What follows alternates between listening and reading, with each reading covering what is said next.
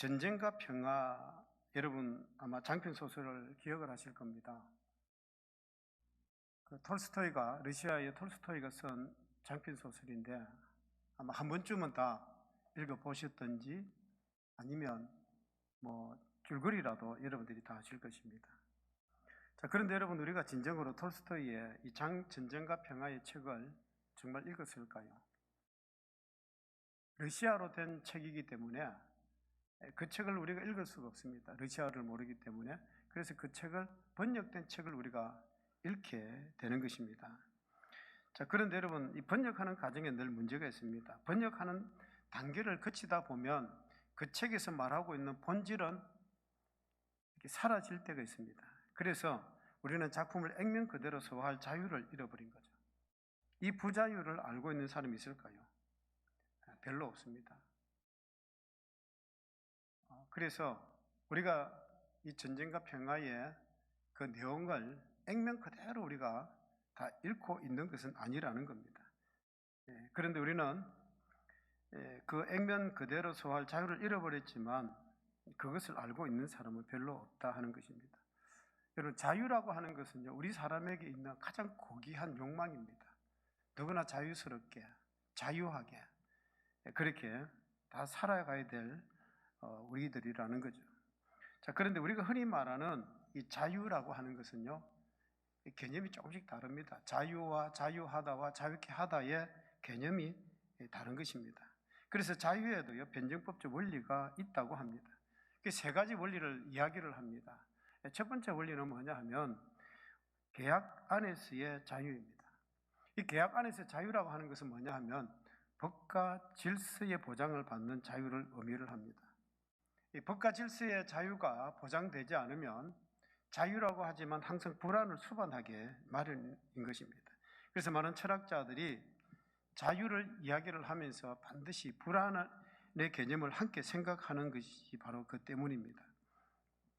그러니까 막상 자유롭게 살면서도 오히려 자유를 달라고 부르짖게 되는 거죠. 왜요? 자유를 누리면서도 불안하니까 자유를 달라고 부르짖게 되는 것입니다. 막상 자유하게 되면 불안해지는 거죠. 더 괴로워지는 것입니다. 그러니까 중요한 것은 내가 어느 정도의 자유를 누려야 되느냐, 내가 어느 정도의 자유를 누리며 살아야 되는가 하는 아주 중요한 변증법적 문제에 도달하게 되는 것입니다. 왜냐하면 자유라고 하는 것은 반드시 따라오는 것이 있습니다. 그게 뭐냐? 책임입니다. 내가 자유로워질 때 반드시 거기에 대한 책임이 따라오게 되는 거죠. 그런데 그 책임에 대한 공포가 사람의 마음을 떠나지 않는 것입니다. 그래서 오히려 법과 질서 안에서 내가 보호를 받을 때에 법에 순종하며 사는 삶이 우리를 자유롭게 하는 것입니다. 예를 들면 이런 것입니다. 자, 여러분, 아침에 우리가 일어날 때에 사람들마다 다 시간들이 다르죠. 자, 그런데 어떤 사람, 직장에 나가는 사람이 전날 밤에 너무 늦게 들어왔습니다. 새벽 2시 대쯤이라 들어왔습니다. 그런데 벌써 새벽에 일어나서 이제 씻고 준비해서 나가야 되는데 아내가 남편을 계속 깨웁니다. 여보, 일어나라고. 그런데 너무 피곤해서 못 일어나는 거예요. 여러분, 아침에 자녀들도 마찬가지입니다. 일어나서 깨워서 옷 입히고 밥 먹이고 학교 보내야 되는데 이 아이들이 안 일어나는 거죠. 어떻게 하겠습니까? 자, 그런데 여기서 한번 자유를 부르짖어 보겠습니다. 출근해야 될 시간에 남편이 나 이제 자유야. 자, 그렇게 되면 어떻게 될까요? 아침에 회사도 결근하게 되고, 그리고 양심에 이제 관계된 모든 문제에서 말할 수 없는 어떤 속박을 느끼게 되는 것입니다. 그러니까 직장에 나가야 될 사람이 난 자유야 그러면서 그 시간부터는 양심에 관계된 모든 문제들이 나를 압박하게 되고, 그러다 보면 결코 자유한 것이 아니라는 것입니다. 내가 잠은 내가 마음대로 선택했지만 그 결과는 아주 부자유스러운 것이 되고 만 것입니다. 자, 그런데 반대로요, 이제 핸드폰에 알람이 땡땡 울립니다. 그 소리를 듣는 순간 벌떡 일어나서 그리고 나갈 준비를 합니다. 좀 더 자고 싶은 마음은 있지만 해야 될 일을 생각하면서 벌떡 일어나서 그렇게 일을 하는 것입니다. 조금은 부자유스러운 것 같지만은 오히려 그때 일어나는 것이 더 자유한 것입니다. 당연히 해야 할 일이라고 마음먹고 하는 것입니다. 그때의 자유를 느끼게 되는 것입니다. 저는 한 번씩 이렇게 이제 밤참을 조금 먹을 때가 있습니다. 언제냐 하면 무슨 회의를 한다든지 무슨 세미나가 있다든지 사람들이 이렇게 많이 모여 있을 때는 밤늦게까지 뭐 이야기를 하고 뭐 훈련을 하다 보면 이 밤참이 나옵니다. 그걸 주변에 사람들이 아이고 목사님 한 개 먹으세요. 한 잔에 아이고 한 개 먹으세요. 그러면 혼자서 먹을까 말까 생각을 하는 겁니다. 내일 새벽 기도도 없는데 목사님 드세요. 그러면 그래 한 개 먹지 하고 한 개 먹는 게 두 개 먹고 두 개 먹는 게 세 개를 먹습니다. 근데 그 다음날 아침에는 몸이 무거워서 일어나기가 정말 힘드는 거예요. 밤늦게 음식을 먹으니까 아침에 정말 힘이 드는 것입니다. 자, 틀림없이 다음날 아침에 일어날 때 몸이 무겁다는 거 알고 있습니다. 자, 그런데 뻔히 알면서 그대로 하는 것이 자유일까요? 자, 어느 쪽을 선택하느냐가 참 중요합니다. 마땅히 안 먹어야 되는데 먹는 것을 선택했기 때문에 어쩔 수 없이 오는 그런 고통이 있는 거죠. 그러니까 우리는요, 법과 질서 안에서 보장을 받는 자유를 선택해야 이게 마땅한 것입니다. 두 번째는요, 이 다른 사람을 위한 존재로서의 자유가 있습니다. 다른 사람의 자유를 존중하면서 보장할 때에 나의 자유가 보장이 되는 거예요. 다른 사람이 자유로워질 때 나도 자유로워지는 것이죠. 내가 자유하기 위해서 다른 사람을 속박한다? 내가 좀 자유롭기 위해서 다른 사람에게 압박을 한다? 자, 그리고 나의 자유가 보장되지를 않습니다. 내가 자유하기 위해서 다른 사람들을 괴롭힌다? 그러면 나도 똑같은 고통을 받을 수밖에 없는 것이죠. 하나의 정의를 얻기 위해서 10가지 불의를 행한다는 것 있을 수가 없는 일입니다. 여러분, 내가 자유한 것까지는 좋습니다만은 그로 인해서 다른 사람이 부자유하게 되면 내 자유도 진정한 자유가 아닐 뿐더러 그것마저도 지켜지지 못한다는 사실을 우리가 꼭 기억을 하셔야 되는 것입니다. 그래서 우리의 당면한 현실인데 다른 사람을 자유롭게 하면서 나도 자유로워져야 된다는 것입니다. 그러니까 내 주변에 있는 모든 사람들이 자유로워질 때에 나도 자유로워지는 것입니다. 내가 자유할 수 있는 것입니다. 다른 사람의 자유를 침해하지 않는 내 자유, 이것이 진정한 자유라는 것입니다. 그리고 세 번째는요, 내 마음이 선택한 자유입니다.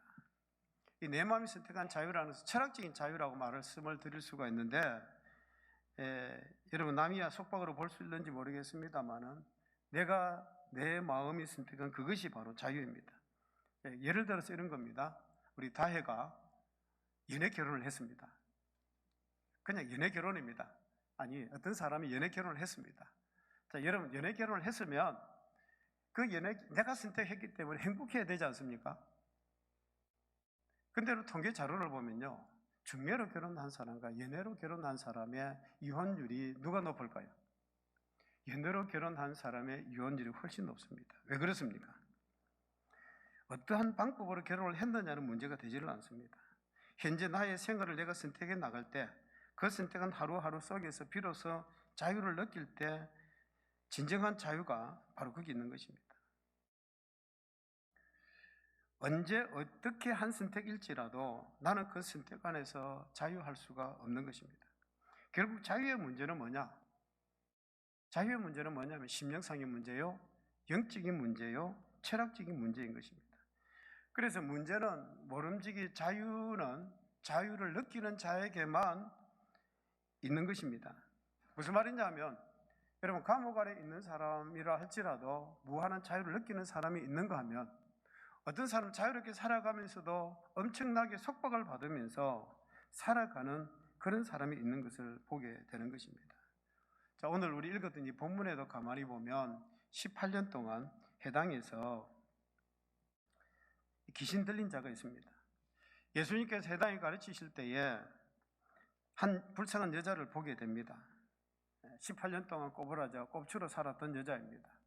심지어는 이 여자는요, 예수님 앞에 나와서 자기를 고쳐달라고 말도 할 수 없는 그런 여자였습니다. 그런데 예수님께서 그 여자를 고쳐주시는 거예요. 그러니까 해당장이 왜 안식일에 병을 고치느냐, 6일이 있는데 왜 안식일에 병을 고치느냐 하면서 분노하게 되는 것입니다. 그때 예수님께서 이렇게 말씀을 합니다. 누가복음 13장 16절 같이 한번 읽어보십시다. 그러면 18해 동안 사탄에게 매임받은 이 아브라함의 딸을 안식일에 이 매임에서 푸는 것이 합당하지 아니하냐. 지금 예수님은요, 이 매임에서 푸는 것이 합당하지 아니하냐라고 말씀을 합니다. 우리 예수님은 영적인 통찰력으로서 이 여자의 과거에 어떻게 해서 이렇게 되었다 이렇게 묻지 않습니다. 지금 현재 이 여인이 묵혀있는 이 존재, 매임의 존재, 이걸 보고 계시는 거죠. 자, 여러분, 언제 어떠한 이유로 매이게 되었느냐 따져 묻지 않으십니다. 과거에 대해서 묻지 않으십니다. 지금 현재 상태, 지금 묵혀있는 그 상태, 그것만을 지금 보고 말씀을 하고 있는 것입니다. 옛날에 노예들은요, 극단적인 이제 속박된 그 존재였습니다. 그래서 노예 그러면 부자유의 아주 대명사라고 할 수 있었습니다. 자, 그런데 오늘날에도 이 노예된 사람들이 참 많습니다. 예를 들면 이렇습니다. 눈에 보이지는 않지만 그 속박 속에 살아가는 사람들, 어떤 사람들이냐? 이 담배를 끊지 못하는 사람들이 있습니다. 흡연하는 사람들. 여러분, 담배 피우는 것으로 노예된 사람들이 있습니다. 뭐 담배 피우는 것에 대해서 누가 뭐라고 말하겠습니까마는, 자, 그런데 여러분, 비행장에 가서 공항에 가서 비행기를 타려고 하면 꼭 한쪽 구석에 보면 흡연실이 있습니다. 이렇게 유리로 막아놓고 그 안에 들어가서 쭈그리고 앉아서 담배를 피우고 있는 사람들을 봅니다. 어떤 느낌이 들까요? 꼭 동물원에 원숭이가 앉아서 까져먹는 뭐 그런 느낌이 드는 거예요. 여러분, 담배를 끊으면 되지 않습니까? 근데 그 담배를 끊지 못해서 그리고 쪼그리고 앉아서 피우고 있는 거예요. 지나가는 사람들이 다 쳐다봅니다. 그걸 쳐다볼 때 참 저게 뭘까? 이런 생각이 드는 거죠. 여러분, 그게 노예가 아니고 무엇이겠습니까? 거기에 속박당하고 있는 거죠. 어떤 부인이 담배를 참 많이 피웠습니다. 목이 쉬어서 남자인 제 목소리보다도 더 굵습니다. 후두가 거반 상했는데도 계속 줄담배를 피웁니다. 왜 계속 피우느냐 하면 남편이 사업상 나가버리고 그러니까 집에 혼자 심심하니까 그냥 담배를 피우기 시작했는데 이걸 끊지를 못하는 거예요. 심심풀이로 피우기 시작한 것이 그 지경에 이르렀다는 것입니다. 참 불쌍한 사람입니다. 여러분, 담배만 그럴까요? 그렇지 않습니다. 술에 노예된 사람도 있습니다. 습관에 노예된 사람도 있습니다. 요즘 우리가 핸드폰 들고 다니니까 핸드폰에 노예된 사람도 있습니다. 핸드폰이 옆에 없으면 불안해서 견디지를 못하는 그런 사람들도 있습니다.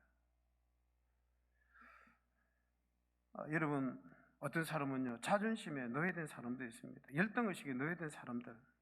참 보면 우리 주변에 각양각색의 사람들이 있습니다. 어떤 날이었는지 제가 기억이 안 납니다만은 어떤 분이 우리 교회에 왔다가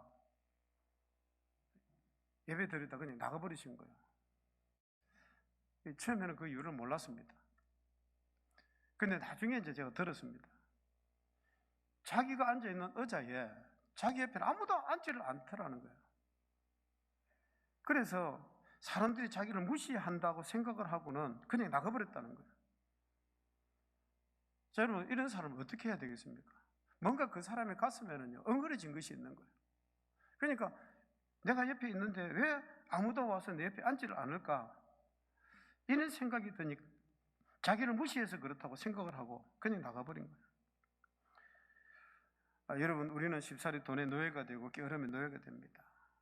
몇 푼어치 안 되는 자존심 때문에 노예가 되는 그런 사람도 있는 거죠. 피차가 고생을 합니다.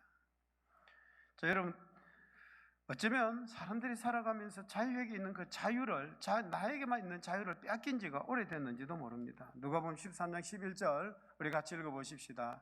18해 동안이나 귀신 들려 앓으며 꼬부라져 조금도 펴지 못하는 한 여자가 있더라. 예수님은 18년 동안 귀신 들려서 앓은 한 불쌍한 여자를 보신 것입니다. 이 여자는 아무 쓸모짝이 없습니다. 허리가 꼬부라져서 예수님 앞에 나와서 예수님 내 병 좀 고쳐주십시오. 그렇게 말도 할 수 없을 정도로 그런 여자입니다. 그런 불쌍하고 쓸모없는 이 여자를 향해서 예수님께서 뭐라고 말씀을 하십니까? 아브라함의 딸이라고 그렇게 말씀을 합니다. 우리 누가복음 13장 16절 같이 읽어보십시다. 그러면 18해 동안 사탄에게 매인받은 이 아브라함의 딸을 안식일에 이 매임에서 푸는 것이 합당하지 아니하냐. 예수님께서 이 여자를 향해서 이 사탄아라고 부르지 않습니다. 뭐라고 부릅니까? 아브라함의 딸아, 이렇게 부르는 거예요. 얼마나 고마운 말씀입니까? 예수님은요, 이 여자의 과거에 뭐 그런 걸 따지시는 것이 아니라 그 매인받은 그 안에 있는 본래성, 이 여자가 은혜를 받으면 이 사람이 변화될 그 어떤 미래성, 이 사람의 그 가슴 속에 있는 그 진정성, 그 귀한 존재를 보시고 사시는 말씀입니다. 여러분, 이 여인은요 18년 동안 귀신 때문에 알아서 살아왔기 때문에 육체적으로나 정신적으로나 모든 면에서 자유할 수 없는 사람입니다만은, 예수님은 이 부자유한 모습과 별개로 이 여인에게 있을 진실성, 그 본래성, 은혜를 받으면 그 앞에 어떻게 변화될까를 보시면서 아브라함의 딸이라고 말씀을 하고 있는 거예요. 악마에게 붙들려 있지만 악마가 아니라는 것입니다. 18년 동안 붙들려 있었어도 그는 악마가 아닙니다. 누구라고요? 아브라함의 딸, 하나님의 딸이라고 그렇게 말씀을 하시는 겁니다. 메인바를 사실 그대로 보시고 그 안에 자유하고자 하는, 자유하고 싶어하는 그 딸을 보신 거죠. 여러분, 참 주변에 보면 알코올 중독자들이 참 많습니다. 여러분, 알코올 중독자 보셨습니까? 술을 끊지를 못하는 거예요. 여러분, 젊은 사람들이 알코올 중독자들이 의외로 많습니다. 젊은 사람들이 술에 중독되어서 술을 끊지 못하는 사람들이 의외로 많습니다.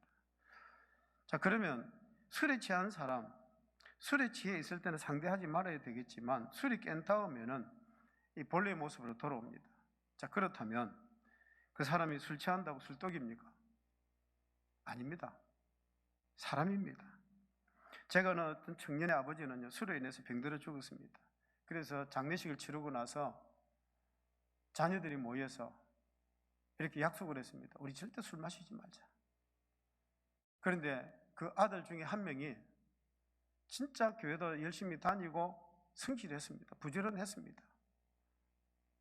그런데 대학에 들어가서요, 친구를 잘못 만났는지 술을 접하기 시작을 했는데, 대학교 한 4학년 때쯤 돼서는 술에 취해서 얼마나 행패를 부리고 돌아다니는지 모릅니다. 주변의 사람들이 아무리 다 일러도 아나무인격입니다. 아는 사람이 뭐라 그러면 너 아버지처럼 그렇게 술 마시고 돌아다닐 거야 그러면 부전자전입니다. 뭐 그러면서 부지불능입니다 하면서 그렇게 고함을 치는 청년이었습니다. 그런데 얼마의 세월이 지난 다음에 제가 어떤 목회자 세미나를 갔는데요, 거기에 이 청년이 목사가 되어서 거기 온 거예요. 그래서 너무 반가워서 물어봤습니다. 야, 니 어떻게 된 거냐 하니까 어떤 그 수련회 세미나를 가서 거기서 은혜를 받고요, 이 친구가 바뀌어지고 변화가 된 거예요. 그래서 술도 끊고 신학대학원에 가서 공부를 하고 그렇게 목사가 되었다는 것입니다. 얼마나 고마운지 여러분 한번 생각해 보십시다. 망나니 같은 그가 목사가 될 줄 누가 알았겠습니까? 단지 그 청년에게 메인바가 있었던 것 뿐입니다. 사람이 잘못된 것은 아닙니다. 중독자는 따로 있지 않습니다. 병자일 뿐이요 매여 있을 뿐입니다. 그 속에 하나님의 사람을 봐야 되는 것입니다. 여러분, 헬렌 켈러 아십니까? 듣지도 못하고 보지도 못하고 말하지 못하는 그 헬렌 켈러. 자, 그런데 쓸모없는 사람이었지만 한 사람을 만나게 됩니다. 슬리반 선생을 만나게 됩니다. 이 슬리반 선생도요, 원래는 이렇게 눈이 멀어서 보지 못하는 사람이었습니다. 그런데 수술을 해서 어느 정도 이렇게 좀 보게 되죠. 보게 되니까 이 슬리반 선생이 자기가 결심을 했습니다. 내가 세상도 볼 수 없는 그런 사람이었는데, 그런데 앞으로 내가 좋은 일을 위해서 내 인생을 바치겠습니다. 그렇게 해서 마땅한 일을 찾고 있을 때에 퍼킨스 학교의 교장 소개로 헬렌 켈러를 만나게 됩니다. 여러분, 헬렌 켈러 그때 7살입니다. 듣지도 보지도 말하지도 못하는 이 헬렌 켈러가 집에만 가면 개성을 지르는 겁니다. 막 다니면서 눈에 보이지 않으니까 닥치는 대로 부수고 온갖 행패를 부리고 개성을 부르고, 그런 헬렌 켈러를 슬리반 선생이 그 아이 속에, 헬렌 켈러 속에 있는 그 내면을 보는 거죠. 그러면서 그 헬렌 켈러 박사로 그렇게 세웠고 만들었던 것입니다. 메인바로부터 하나하나 자유케 하였던 것입니다. 여러분 얼마만큼 여러분 참 실망하고 계십니까? 여러분들이 살아가면서 얼마만큼 버려졌다고 생각을 하십니까? 우리 예수님은요 38년 된 환자에게도 찾아가셔서 이렇게 부르십니다. 요한복음 5장 6절입니다. 같이 한번 읽어보십시다. 예수께서 그 누운 것을 보시고 병이 오래된 줄 아시고 이르시되 내가 낫고자 하느냐. 여러분 이 사람은요 38년 된 병자입니다. 그런데 38년 된 병자에게 너가 낫고자 하느냐 왜 그렇게 물으십니까? 왜 그렇게 물으시느냐 하면 38년 동안 이렇게 살면서 이제는 포기하고 사는 것 아니냐? 정말 낫고자 하는 그런 의지가 있느냐? 포기하고 절망하고 그렇게 살고 있는 것 아니냐 하시면서 그 사람 속에 있는 하나님의 형상을 향해서 부르시는 말씀입니다.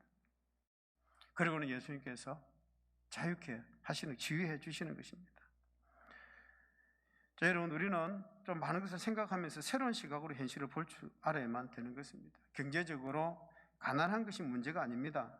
가장 중요한 문제는 뭐냐면 잘못된 사상, 잘못된 종교, 잘못된 신앙의 노예가 되는 것처럼 비참한 일이 없습니다. 여러분 히말라야 산맥이 있는 네팔에 가보셨습니까? 여러분 네팔에 가면요 요즘은 이제 도시가 조금 이렇게 이제 집을 아파트로 시멘트로 이렇게 짓는 도시가 많이 되어졌습니다만은 아직도 조금만 이렇게 산속으로 들어가면 그냥 외양간에다가 개와 소와 돼지와 같이 사람들이 함께 삽니다. 이 사람들을 보면 도대체 사람 같지가 않습니다. 왜냐하면 그 이유가요 그들의 종교가 힌두교이기 때문에 그렇습니다. 그들은 유네스를 믿습니다. 아버지가 죽어서 개가 됐다, 어머니가 죽어서 돼지가 됐다, 그걸 믿기 때문에 그 동물들을 함부로 쫓아내지를 못하는 거죠. 같이 자고 같이 먹고 그렇게 사는 것이 당연한 것입니다. 잘못된 사상, 잘못된 종교가 사람을 이토록 우습게 만드는 것입니다. 저는 책에서만 읽었습니다만은 티베트에 가서 직접 보고 온 사람이 이런 이야기를 합니다. 그곳에서는요 사람의 시체를 땅에 묻으면 그 다음 죽은 다음에 극락세계를 못 간대요. 그래서 사람이 죽으면 독수리에게 이렇게 먹어 뜯겨야 극락세계를 간다고 믿는답니다. 그래서 아버지가 죽을 때가 되면요 그 아버지를 산으로 끌고 바위가 있는 곳에 갑니다. 그 바위에 있는 곳에 가서 그 아버지의 시체를 난장판을 만들어 놓는 거예요. 그러면 독수리가 와서 그 시체를 다 뜯어 먹습니다. 그리고는요 이 사람들이 산 아래에 내려가서 잔치를 벌리는 겁니다. 아버지가 극락세계 갔다고, 좋은 데 갔다고. 이게 뭐냐 하면 잘못된 종교, 잘못된 사상 때문에 이런 일이 벌어지고 있는 것입니다. 여러분 공산주의도 그렇습니다. 공산주의자들에게도요 혁명이 평화로 가는 유일한 길이고 폭력만이 정의를 이루는 단 하나의 방법이라고 그렇게 생각하는 거죠.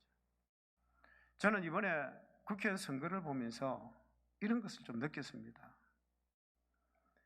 여러분 참 이 조국 같은 사람 법원에서 1심, 2심에서 2년형의 공식 선고를 받았지 않습니까? 그런데 이런 사람이 국회의원이 되었습니다. 그럼 이런 사람들이 법을 만들면 어떤 법을 만들까요?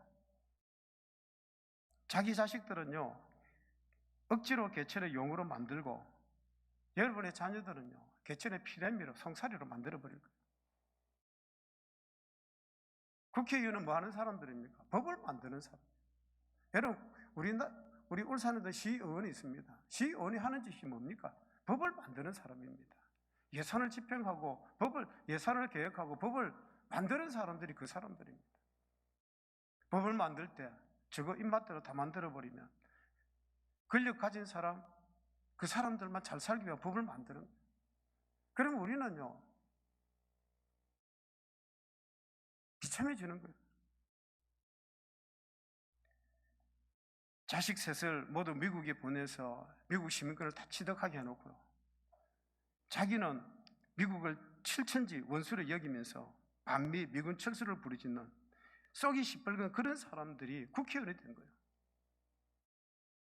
여러분, 이런 사람들이 법을 어떤 법을 만들까요?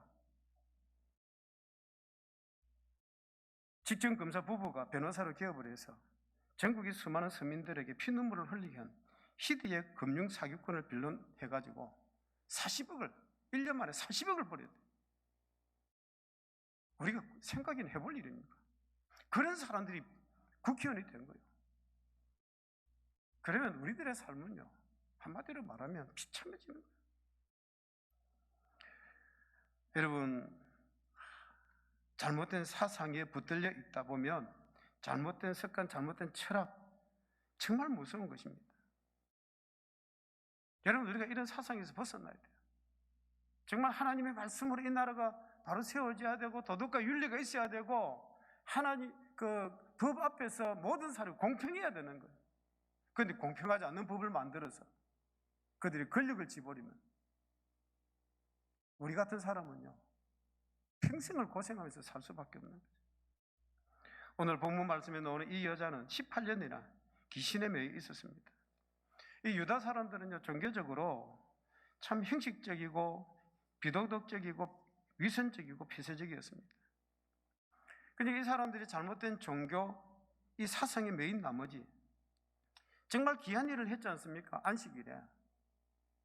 그 귀한 일을 했다고 분노하고 있는 것입니다. 시비를 거는 것입니다. 여러분, 예수님께는요, 안식일보다 더 중요한 게 뭡니까? 한 사람의 영혼을 살리는 것이고 그 사람의 생명을 살리는 그 일이 더 중요했습니다. 그런데 유대인들은요, 왜 안식일에 사람을 살리느냐는 거죠. 우리 누가복음 13장 15절 보십시다. 예수님께서 이렇게 말씀을 합니다. 같이 읽겠습니다. 주께서 대답하여 이르시되 외식하는 자들아, 너희가 각각 안식일에 자기의 소나 나귀를 외양간에서 풀어내어 이끌고 가서 물을 먹이지 아니하느냐. 그러니까 유대인들은 안식일에 다 이런 걸 하면서 왜 예수님 보고 너 그러느냐는 그 이야기입니다. 너희가 각각 안식일에 자기 소나 나귀나 외양간에 풀어내어 이끌고 가서 물을 먹이지 아니하느냐. 여러분, 예수님이 안식일 문제 때문에 이 성경을 보면요, 충돌하는 내용들이 많이 나옵니다. 이 성경에 안식일에 병 고친 예가 7번이나 나옵니다. 마가복음 1장에 보면 귀신 들린 사람과 베드로의 장부를 고쳐주십니다. 마가복음 3장에서는 손 마른 사람, 그리고 오늘 우리 읽었던 누가복음 13장에서는 18년 동안 귀신 들린 사람, 누가복음 14장에서는 고창병 든 사람 고쳐줍니다. 요한복음 5장에서는 베데스다 연못가에 그 38년 된 병자를 고쳐주시죠. 요한복음 9장에서는 날 때부터 소경된 사람을 고쳐주십니다. 이 모든 일이 언제 있었느냐? 안식일에 있었습니다. 이래서 가진 비난을 다 받으시는 거예요. 여러분, 선하고 어려운 일에는 반드시 비난과 핍박이 따르게 마련입니다. 그런데 우리 예수님은요, 이 불쌍한 사람들의 마음과 동일하게 같은 마음으로 긍휼히 여기시고 그들을 그렇게 고쳐주시는 겁니다. 우리 누가복음 13장 16절 다시 한번 더 읽어보십시다. 읽습니다. 그러면 18해 동안 사탄에게 매임받은 이 아브라함의 딸을 안식일에 매임에서 푸는 것이 합당하지 아니하냐. 여러분, 푸는 것이 합당한 것입니다. 풀어야만 되는 것입니다. 자유하게 하는 길밖에 다른 도리가 없습니다. 여러분, 이 물질의 문제, 경제적인 문제가 아닙니다. 이 문제는 사상의 문제요, 영적인 문제인 것입니다. 매임에서 푸는 것이 합당하지 아니하냐. 여러분들도 자신을 한번 돌아보십시오. 혹시 내가 어디에 매여 있는지, 내가 지금 매여 있는 것이 뭘까? 한번 여러분 자신을 한번 돌아보셔야 됩니다. 그 매여 있으면 안 되는 거죠. 그걸 풀어야만 되는 것입니다. 종교개혁자 루터는 이런 이야기를 합니다. 기독교는 가장 자유하다. 어느 누구에게도 매이지 않는다. 그러나 그리스도 안에서 주님을 섬기는 가장 강한 사슬의 매인 노예이다. 어디에 매인 자라고요? 주님을 섬기는 강한 사슬의 매인 노예이다 그랬습니다. 여러분, 참 예수 그리스도에게 속한 사람이 행복한 사람입니다. 어떤 사람은 예수 믿는 사람 보고 미쳤다라고 말을 합니다. 미쳤다는 것은 남이 보기에 딱한 일입니다만은, 그런데 예수 그리스도에게 미친 사람은 본인에게는 정말 행복한 일입니다. 미친다는 것이 다른 사람 볼 때는 정말 딱한 일입니다만은 그런데 행복한 일입니다. 그런데 어떻게 미쳐야 되느냐? 바로 미쳐야 된다는 거죠. 어떤 바른 미친 것입니까? 예수 그리스도의 십자가와 하나님의 사랑에 미친 사람이 되어야 되는 것입니다. 우리 고린도후서 5장 13절에서 14절 같이 읽어보십시다. 우리가 만일 미쳤어도 하나님을 위한 것이요 정신이 온전하여도 너희를 위한 것이니 그리스도의 사랑이 우리를 강건하신도다. 여러분, 우리가 어디에 미쳐야 될까요? 우리가 어디에 속해야 될까요? 예수 그리스도의 사랑에 미쳐서 사는 사람, 예수 그리스도의 그 말씀에 미쳐서 사는 사람, 그 사람이 참 자유에 있는 것입니다. 의에 미친 사람, 하나님의 뜻에 온전히 붙들린 사람, 그 사람이 진정한 자유에 있는 것입니다. 우리 갈라디아서 5장 1절 말씀 같이 한번 읽어보십시다. 그리스도께서 우리를 자유롭게 하려고 자유를 주셨으니 그러므로 굳건하게 서서 다시는 종의 멍에를 매지 말라. 여러분, 이 갈라디아서 5장 1절은요 이승만 대통령이 참 좋아하신 말씀입니다. 이승만 대통령은 정말 러시아와 공산주의와 이 북한과의 이 자유를 위해서 끝까지 싸우셨던 분이 바로 이 이승만 대통령입니다. 그래서 우리에게 자유를 주시려고. 여러분, 우리에게 이 자유, 그 자유는 어디서 자유를 참 느낄 수 있을까요? 여러분, 진정한 자유는 어디 있는가 하면 예수 그리스도 안에서 참 자유를 누릴 수가 있는 것입니다. 하나님의 말씀으로 바른 사상과 성령 안에서 하나님의 역사를 이루어갈 수 있는 것입니다. 하나님 안에서 바른 사상과 참 자유를 이루어가시는 여러분 되시길 주의 이름으로 축복합니다.